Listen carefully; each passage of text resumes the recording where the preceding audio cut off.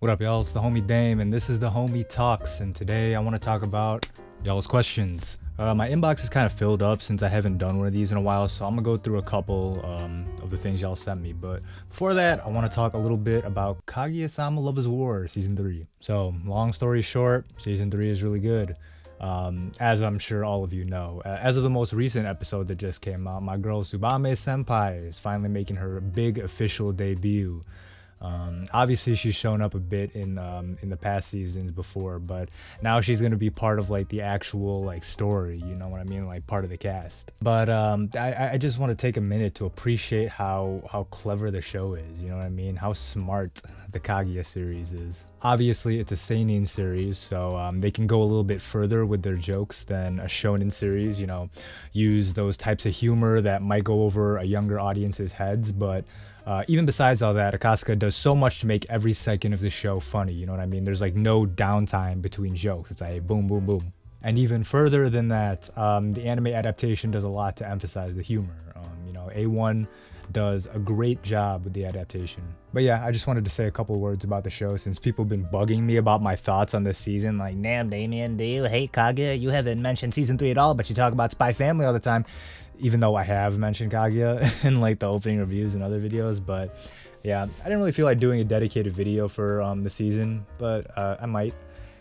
So I figured I'd at least just talk about it here. And now that that's out of the way, we can move on to questions y'all have sent me, since it's been a minute since I've gone through my inbox, so there's a lot. Just a reminder, y'all can email me your questions at askthehomiedamian@gmail.com, or you can tweet at @thedamiangold. Oh, also, if you haven't heard, I am hosting a new podcast with some of my buddies called The Realist in the Room. So go subscribe to the channel somewhere and spam the comments talking about Damian is the best member, because you know it's true. But yeah, questions. Okay, so the first one says, hey Dame, my name is Minami, and I'm writing this from Japan. Dang, okay. It's starting to get so hot here. All right. I'm 100% Japanese, but was born and raised in the States and have been living in Japan for the past 2 years for work. I'm fluent in the language and familiar with the culture because of my parents, but even still, it seems like I don't fit in with other Japanese people. Of course, everyone has been kind and courteous, but I can't help but feel the same way I did back in the States. I'm too Asian for the States and too Americanized for Japan. My question is this: How do you personally come to terms with your Asian American identity? I know you like to keep your specific Asian nationality a secret, but you have said that you were born and raised in the States as well. You just come across as so confident and secure in yourself that I wanted to know how balancing two cultures has affected your life and who you are. Thanks, even if you don't read this on a video. Well, I am. Love your content. Thanks for recommending 2.5D Seduction to me. Fortunately, I can read the raws, so I'm probably ahead of you by now. That's true. I know like the actual raws are like 20 chapters ahead of where the translation stops. So, wow, deep ass question. Thanks, Minami. Yeah. Growing up as an Asian person away from the motherland is definitely a unique experience, just like of course any other foreign immigrants experience would be. I feel like there's definitely a new kind of like Asian diaspora happening these days, with so many Asian people living in so many different parts of the world other than their home country, and a lot of that can affect how you see yourself, you feel me, like what values you have and what kind of unique culture comes out of it, right? Now, of course, you know, being born and raised in the States, you know, if y'all don't know, I was born in Chicago. That definitely makes me quite a bit different from an Asian that immigrates from Asia, of course, right? But my parents did immigrate here, so growing up I was made aware of my, you know, quote unquote native culture again, as I'm sure many immigrant families try to let their American ass kids know about, you know, their roots and stuff. But for some reason with Asians, you know, a large amount of them growing up become like embarrassed or ashamed of their culture, largely in part because American media still likes to make a mockery of Asian culture and Asian people too, unfortunately. And eventually, you know, They'll turn into adults, and they kind of mature past that embarrassment, and they learn to appreciate their roots, at least from what I've seen. But those types of people, they find it hard to relate to people from their home country because they've been separated from it for so long, right? And I guess the way I've reconciled it is just realizing that no matter what, I'm gonna be like a child of two worlds, you feel me? Like, and I think it's important to form your own identity as an Asian American, which is obviously different from just being Chinese, Japanese, Korean, Thai, whatever, you know. And yeah, it's difficult because you'll find it hard to fit in either spot completely, but if that's who you are, then hey man, you know, that's you, just own it. And like, yeah, I'm from whatever Asian country, let's say for example, you know, someone who's Korean, let's say, but growing up never learned to speak the language Korean. You're not any less Korean in my view, you're just like a new thing, which is Korean American. And I think it's important to kind of like embrace that. But yeah, that's a deep ass question. I could talk for hours on that shit, but that's kind of like an overview of how I see things. So I hope that answered your question, me. To the homie Damian, from your fan from Haiti. Oh my God, you're one of Maddie's people. I love laughing to your videos so much. I watched your video about Monogatari and watched the whole series with my cousin in 2 days. Hey, nice man.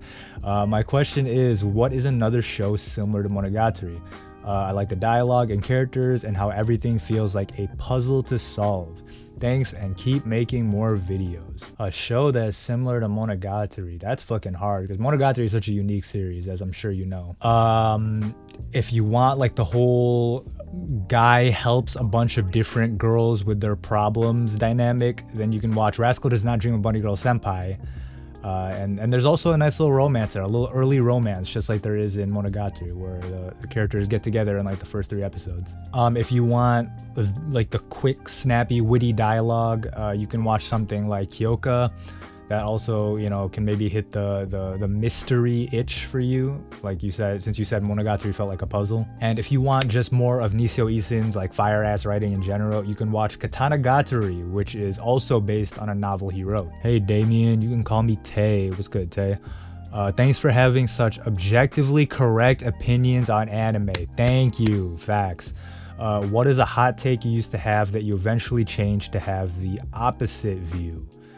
That's a good ass question. Oh fuck, this could honestly be like a whole video.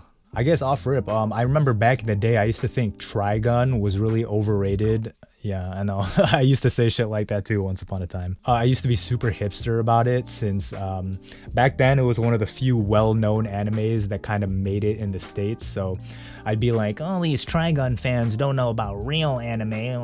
I bet you haven't even seen Outlaw Star. But yeah, since then I've obviously come to appreciate the show. I mean, you know, it isn't critically acclaimed for nothing. Hey Dame, you can call me Lloyd.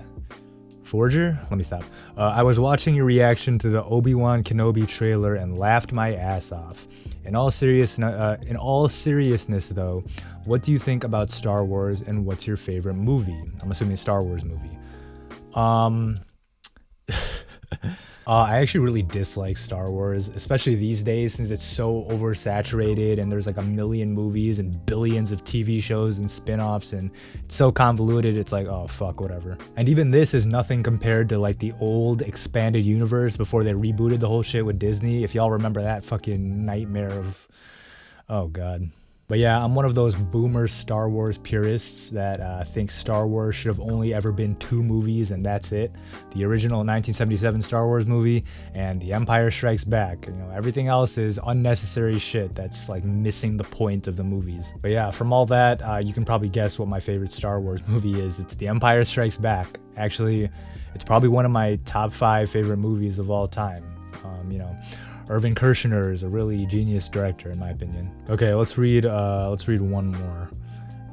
Hey Damian, I was binging all your vids for like the 3rd time now. Yeah, I know, I have no life. Hey man, appreciate you. Also, did you put your name in this? Y'all gotta put your names. I don't think the last person put their name either, but I love all the hilarious stories about girls you've dated in the past and noticed that a lot of them are also anime fans. In my small, middle-of-nowhere town, most people don't even know what anime is, so it seems like a dream to be able to meet, let alone date a girl who likes anime, so I want to live vicariously through you. Can you tell us some more funny experiences you've had with dating weeb girls? Thanks, and hope this makes it into a video. Hey, first of all, appreciate the views, bro. It's fans like you that keep this pathetic YouTube channel from dying. Shouts out.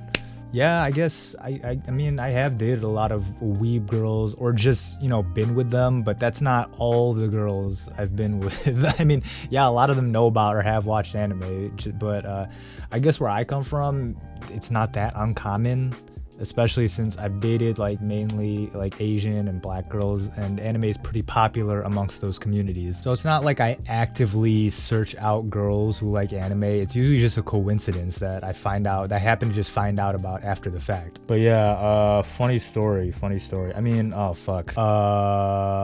Okay, I can tell you a relatively recent one. This happened literally like last summer, around when I was still doing the JoJo binges. So I went on a Tinder date with like this Vietnamese girl, I think she was, and we went back to her apartment to, you know, do what adults do during a Tinder date. And as she okay, this is gonna sound kind of bad, hold on. So she's taking off her clothes and she's wearing Pikachu themed underwear. I'm talking about like matching Pikachu bra and panties. I wish I could look up and find a picture of y'all. If someone can find like a similar set, I don't know where they even sell this shit, but I don't know, somebody Google Pikachu lingerie, I guess, and tweet me the picture. And bro, I cracked up, dude.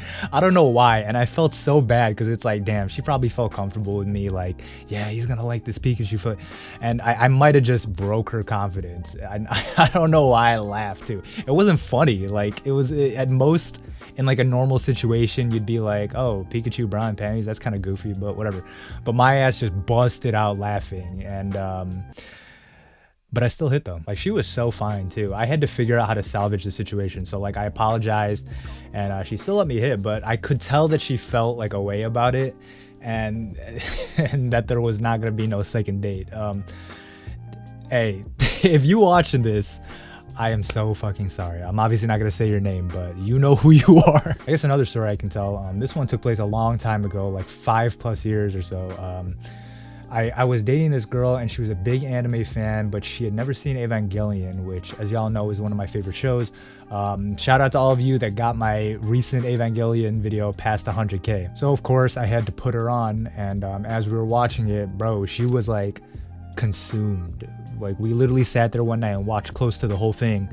I think like almost all 26 episodes, but she was fucking with it heavy, like 100% immersed on the edge of her seat, like theorizing and all that, and like cheering the characters on. Like, it was wild. And at first I was like, you know, fuck yeah, we got another one. But for months after that, it was all she'd talk about. She'd like research fan theories online, look at forum posts about character analysis. She'd rewatch the show a bunch of times, and the movies as well, and you know, whichever movies were out at the time, and that type of thing. And look, trust me, I can go on forever too. Y'all hear me rant all the time about my favorite shows, but sometimes there's a limit. I'm talking about, we'd be having dinner with my parents, and she tried to explain to my mom why Asuka getting mentally violated by an angel is actually the greatest cinematic moment in history. So yeah, she was doing a lot.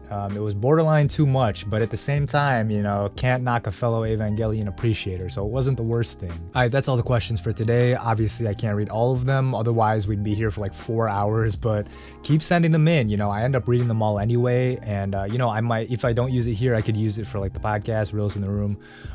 So don't be afraid to hit me up again. You know, the email is askthehomiedamian@gmail.com, or at @thedamiangold on Twitter. But anyway, thank you for watching. Check out the podcast, Reels in the Room. New episodes should be out by now. Spam the comments, y'all. Sammy and Don think that they got the most diehard fans, but y'all gotta show up. But yeah, that's the video. Peace.